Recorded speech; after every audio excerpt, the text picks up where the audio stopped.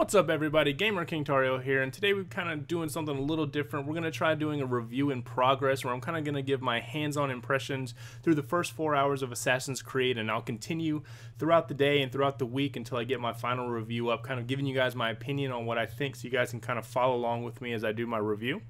As I say, first impressions are everything, and Assassin's Creed Liberation really gets off to a strong start.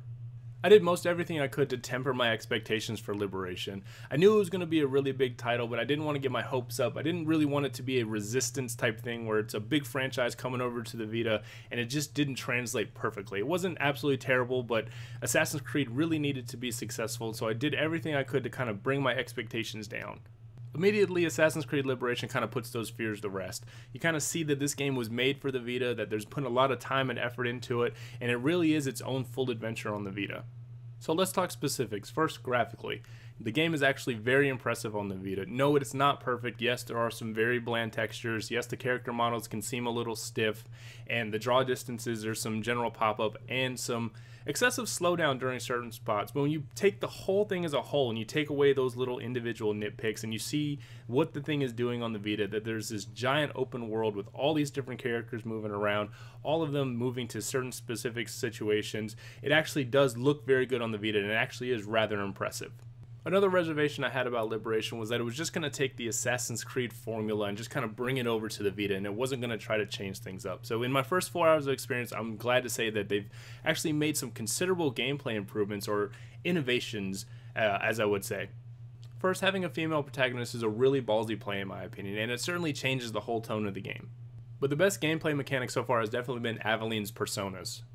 Aveline, the protagonist, has her own set of personas that she can change into. Each one has their own different set of positives and negatives that will help her adjust to each situation.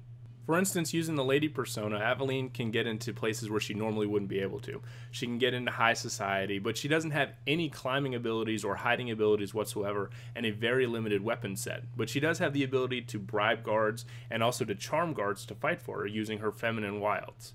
A counter to that would be the general assassin persona, and here Aveline has the ability to climb virtually anywhere and use almost any weapon set that she has available, but she always has a notoriety level of 1, so guards are always suspicious of her no matter where she is. The personas are a really interesting gameplay mechanic that really switch things up, and I'm really excited to see where they're going to take it as I get further into the game.